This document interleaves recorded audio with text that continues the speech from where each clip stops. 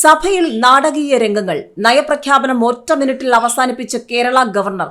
കേരളം ഉറ്റുനോക്കിയ നയപ്രഖ്യാപനം ഒടുവിൽ അവസാനിച്ചത് ഇങ്ങനെയൊക്കെയാണ്.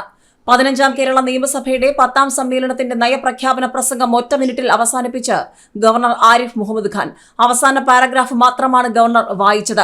ഇതോടെ നയപ്രഖ്യാപന നടപടികൾ അവസാനിച്ചു. സഭയെ ഞെട്ടിപ്പിക്കുന്ന തരത്തിലുള്ള നയപ്രഖ്യാപന പ്രസംഗമാണ് ഗവർണറുടെ ഭാഗത്തു നിന്നും ഉണ്ടായിരിക്കുന്നത്.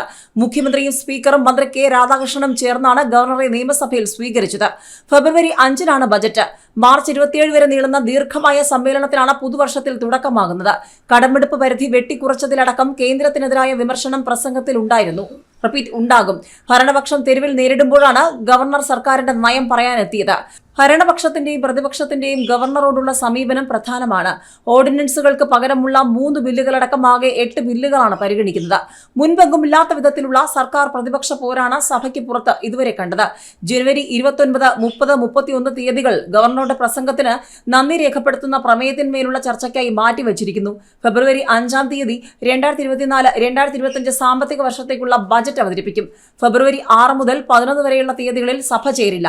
ഫെബ്രുവരി 12 മുതൽ 14 വരെയുള്ള തീയതികളിൽ ബജറ്റിന്മേലുള്ള പൊതു ചർച്ച നടക്കും. ധനാഭ്യർത്ഥനയുടെ സൂക്ഷ്മ പരിശോധനയ്ക്കായി ഫെബ്രുവരി 15 മുതൽ 25 വരെയുള്ള കാലയളവിൽ സബ്ജക്ട് കമ്മിറ്റികൾ യോഗം ചേരും. ഫെബ്രുവരി 26 മുതൽ മാർച്ച് 20 വരെയുള്ള കാലയളവിൽ 13 ദിവസം 2024-2025 സാമ്പത്തിക വർഷത്തെ ധനാഭ്യർത്ഥനകൾ വിശദമായി ചർച്ച ചെയ്ത് പാസാക്കുന്നതിനായും നീക്കിവച്ചിട്ടുണ്ടെന്ന് സ്പീക്കർ എൻ ഷംസീർ അറിയിച്ചിരുന്നു. ഏതായാലും ഗവർണർ നയപ്രഖ്യാപനത്തിൽ അപ്രതീക്ഷിത ട്വിസ്റ്റ് ഉണ്ടാക്കിയതോടെ ഇനി എന്ത് എന്നുള്ളതാണ് ചോദ്യം. മാത്രവുമല്ല, കഴിഞ്ഞ ദിവസങ്ങളിലും ഗവർണർ അതിശക്തമായി തന്നെ തന്റെ നിലപാട് സർക്കാരിന് നേരെ പറഞ്ഞിരുന്നു. കേരള ഗവർണർ ആരിഫ് മുഹമ്മദ് ഖാൻ വീണ്ടും രണ്ടും കൽപ്പിച്ചു തന്നെയാണ്. SFIക്കാരുടെയും പിണറായി വിജയന്റെ നേതൃത്വത്തിലുള്ള CPMന്റെ വിരട്ട് തന്നോട് വേണ്ട എന്ന് പലപ്പോഴായി പറഞ്ഞ ഗവർണർ ഇപ്പോൾ ഒരിക്കൽ കൂടി തന്റെ നിലപാട് അതിശക്തമായി തന്നെ വ്യക്തമാക്കിയിരിക്കുകയാണ്.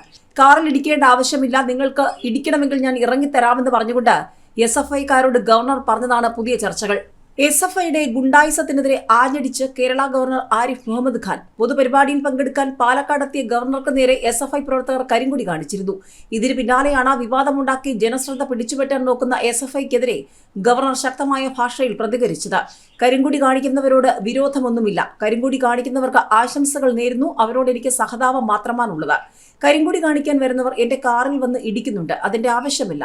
നിങ്ങൾക്ക് ഇടിക്കണമെങ്കിൽ ഞാൻ ഇറങ്ങിത്തരാമെന്നാണ് പാലക്കാട് മാധ്യമപ്രവർത്തകരോട് പ്രതികരിക്കവേ ഗവർണർ പറഞ്ഞത്. അവിടെ കൊണ്ടും തീർന്നില്ല. 4 ദിവസത്തിനിടെ രാജ്ഭവന് അധിക ഫണ്ടായി സംസ്ഥാനം അനുവദിച്ചത് 1.25 കോടി രൂപയാണ്. കേരളം കടുത്ത സാമ്പത്തിക പ്രതിസന്ധിയിൽ മുന്നോട്ട് പോകുമ്പോൾ പുതിയ നിലപാടും ചർച്ചയാവുകയാണ്. ട്രഷറി നിയന്ത്രണത്തിൽ ഇളവ് വരുത്തി യാത്രാ ചെലവുകൾക്ക് മാത്രമായി നൽകിയത് 63 ലക്ഷത്തോളം രൂപയെന്നാണ് റിപ്പോർട്ട്. സംസ്ഥാന സർക്കാർ ട്രഷറി നിയന്ത്രണത്തിൽ ഇളവ് വരുത്തി കഴിഞ്ഞ 4 മാസത്തിനിടെ രാജ്ഭവന് അധിക ഫണ്ടായി അനുവദിച്ചത് 1,25 ലക്ഷം രൂപ. 3 ഉത്തരവുകളിലായാണ് പണം നൽകിയത്. ഈ മാസം 20-ന് 63 ലക്ഷത്തോളം രൂപ യാത്രാ ചിലവുകൾക്കായി നൽകി. അറ്റ്ഹോമിനായി 20 ലക്ഷം രൂപ അനുവദിച്ചു. ട്രഷറി നിയന്ത്രണത്തിൽ ഇളവ് നൽകിയാണ് പണം അനുവദിച്ചത്.